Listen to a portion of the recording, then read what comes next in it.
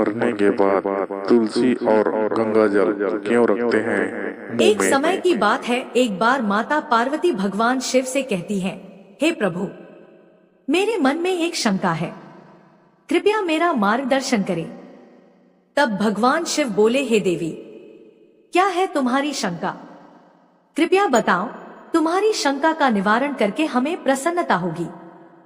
तब माता पार्वती कहती हैं, हे प्रभु, जब कोई मनुष्य मृत्यु के बाद तुलसी पत्र का जल अपने मुख में पाता है तथा रोज तुलसी में जल देने से क्या होता है तथा उस मनुष्य को कौन से फल की प्राप्ति होती है? तब भगवान शिव कहते हैं, हे देवी, तुमने जो प्रश्न पूछा है वह समस्त मानव जाति के कल्याण हेतु अत्यंत उपयुक्त है। हे देवी, तुलसी पत्र से संबंधित मैं आपको एक पवित्र कथा सुनाता हूँ। आप इस कथा को ध्यान से सुने। तब माता पार्वती कहती हैं, हे प्रभु, मैं इस कथा को पूरे ध्यान से सुनूंगी और लोक कल्याण हेतु इस कथा का प्रसार भी करूंगी। तब भगवान शिव कथा सुनाना आरंभ करते हैं। हे देवी, गंगा तट के किनारे एक भील परिवार रहता था, जिसमें 5 भाई अपनी बहन के साथ रहते थे। उनके माता पिता किसी बीमारी के कारण गुजर गए थे। बहन सबसे छोटी थी और वह मेरी बहुत बड़ी भक्त थी। वह हर दिन सुबह तुलसी में जल चढ़ाती थी, नित्य रूप से पूजा पाठ करती थी। यह 5 भाई हर रोज जंगल में जाकर शिकार करते थे और जो भी मिले उसे घर लाकर पकाकर खाया करते थे। उनका यही नित्य काम था और बहन घर के सभी काम करके भाइयों की सेवा करती थी, उनके लिए खाना बनाती थी। फिर एक दिन उसका हाथ एक चाकू से मछली को काटते हुए कट गया और उसके हाथ से खून बहने लगा। तो उसने जब उस रक्त को दीवार से पोंछना चाहा तो सोचा कि अगर भाइयों को इस बात का पता लगा तो उन्हें बहुत कष्ट पहुंचेगा। अगर कपड़ों से पोंछ लूं तो वह भी उनकी नजरों से नहीं बच सकता है। इसलिए उसने उस रक्त को मछली में ही डालकर मछली को पका लिया और जब रात को भाइयों ने मछली को खा लिया तो वे भाई उंगलियां चाटते ही रह गए। उन्हें वह खाना बहुत पसंद आया। फिर सबसे बड़े भाई ने बहन से पूछा कि आज खाने में क्या मिलाया है जो इतना स्वादिष्ट बना था, तो उसने कुछ भी नहीं बताया। फिर अगले दिन खाने का स्वाद पुराने जैसा ही था। इसलिए बड़े भाई ने बहन को कसम दिलाई कि उसने खाने में क्या मिलाया था। तब बहन ने अपने हाथ के रक्त के बारे में अपने भाइयों को बता दिया। तब बड़े भाई के कुटिल दिमाग में एक बुरा ख्याल आया कि क्यों ना हम अपनी बहन को ही मार कर खा जाए, क्योंकि उसके रक्त की चंद बूंदें ही इतनी स्वादिष्ट थी, तो फिर उसका मांस कितना स्वादिष्ट और मुलायम होगा। अगले दिन बड़ा भाई अपनी वह कुटिल योजना सारे भाइयों को बताता है और सबसे छोटे भाई को छोड़कर सारे भाई राजी भी हो जाते हैं। तब बड़ा भाई अपनी बहन की हत्या करने की साजिश करता है। दूसरे दिन वे सभी अपनी बहन की शादी कराने हेतु उसे दूसरे गांव चलने के लिए मना लेते हैं। फिर वे सभी अपनी बहन के साथ रास्ते की एक छोटी सी गुफा में ले जाकर उसे बांध देते हैं और उस पर बाणों से वार करना शुरू कर देते हैं। तभी उस स्त्री ने मन ही मन ईश्वर से प्रार्थना करते हुए कहती है, हे प्रभु, अब आप ही मेरी रक्षा करें। तब एक चमत्कार हो जाता है। सबसे बड़ा भाई वाण तो चलाता है, लेकिन उसका निशाना चूक जाता है और बार बार प्रयास करने के बाद भी उसका निशाना बार बार चूक जाता है। फिर दूसरे भाई भी एक एक करके बाण चलाते हैं और उन सभी का भी निशाना चूक जाता है।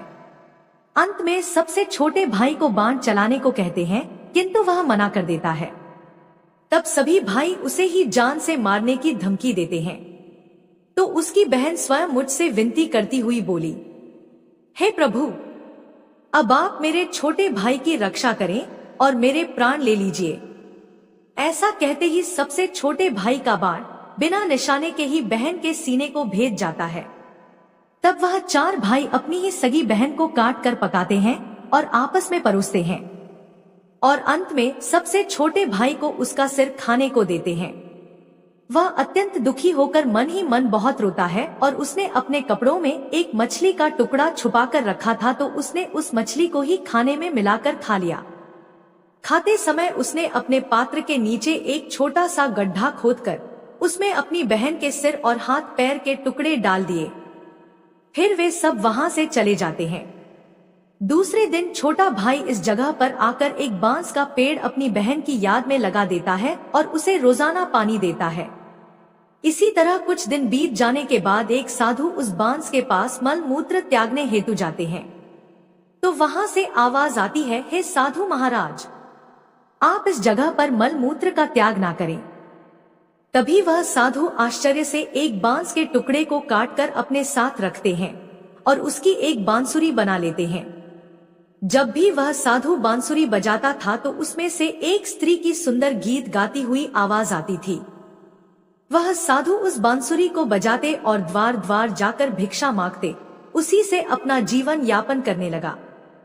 कुछ समय बीतने के बाद वह साधु उस बड़े भाई के घर के पास गया तो उस बांसुरी से आवाज आने लगी कि इसी दुष्ट ने मेरी हत्या की है। ऐसा सुनते ही बड़ा भाई घर से भागते हुए आया और उसने उस साधु को अपने द्वार से आगे भगाया। फिर इसी तरह वह साधु उन 4 भाइयों के द्वार पर जाता है, किंतु वह सभी भाई साधु को वहां से भगा देते हैं। साधु को तब कुछ हद तक यह बात समझ में आ जाती है कि जिस स्त्री की आत्मा इस बांसुरी में रहती है उसका इन लोगों के साथ जरूर कुछ नाता होगा, किंतु बेचारा साधु उन सभी के साथ कुछ भी नहीं कर सकता था। साधु फिर अंत में 5वें भाई के द्वार पर जाता है।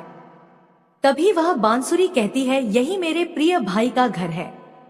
जब घर में बैठे दुखी भाई को अपनी बहन की पुकार सुनाई दी तो वह भागते हुए घर के बाहर आता है, किंतु वह देखता है कि एक साधु बांसुरी लेकर द्वार पर खड़ा है। तो उस साधु ने उसे बताया कि यह आवाज इस बांसुरी से आई है। तब वह भाई उस साधु से विनती करते हुए बांसुरी मांगता है। वह साधु उस बांसुरी को 5वें भाई को देता है और वहां से चला जाता है।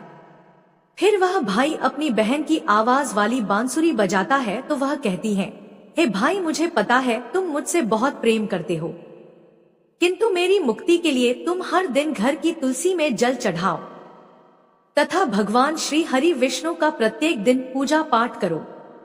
अपनी बहन की बातों को मानकर वह भाई नित्य दिन तुलसी में जल देता और घर में भगवान विष्णु की पूजा पाठ करता था। एक दिन जब वह भाई तुलसी को जल देते हुए मन ही मन भगवान विष्णु के नाम का जप कर रहा था, तब स्वयं भगवान विष्णु उसी तुलसी के पौधे से उस गरीब भाई के घर में प्रकट हुए। फिर वह भाई तुरंत भगवान विष्णु के शरण में आया और सच्चे मन से स्तुति करने लगा।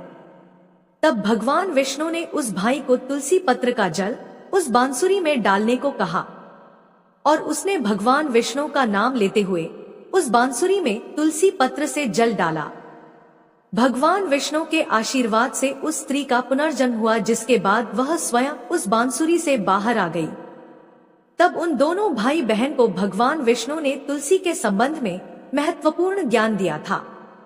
फिर भगवान शिव कहते हैं, हे देवी, वह ज्ञान अब आप भी ध्यान से सुनो। तुलसी को देवी लक्ष्मी का ही रूप माना जाता है। तुलसी में हर रोज जल चढ़ाने से जीवन की सभी परेशानियां दूर होती है और सुख शांति आती है और धन का लाभ होता है।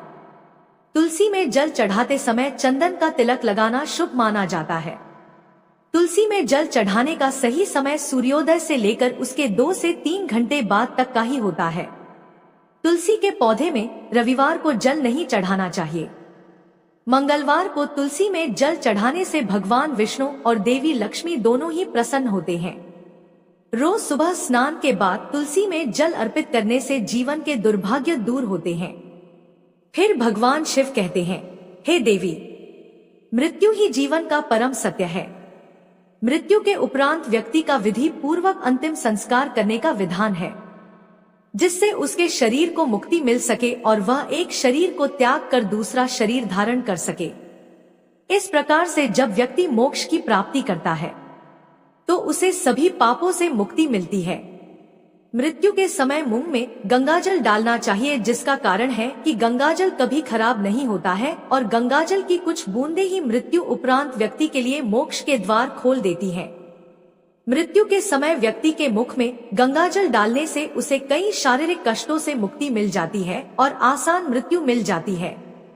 यदि मृत्यु के समय व्यक्ति के मुंह में तुलसी की पत्तियां रखी जाती है तो मरने वाले व्यक्ति की आत्मा को भगवान विष्णु का आशीष प्राप्त होता है और संसार की मोह माया से मुक्ति मिलती है। वहीं शरीर के सारे कष्ट दूर हो जाते हैं और आत्मा सभी बंधनों से भी मुक्त हो जाती है। तुलसी के नाम से ही यमलोक में जो कष्ट देने वाले राक्षस हैं, वह शांत हो जाते हैं और यह मार्ग आसान हो जाता है तथा मोक्ष मिलता है। इसलिए मोक्ष के लिए ही गंगाजल और तुलसी का सेवन मृत्यु के समय किया जाता है। हर हर महादेव। जय श्री हरि विष्णु। अगर वीडियो पसंद आई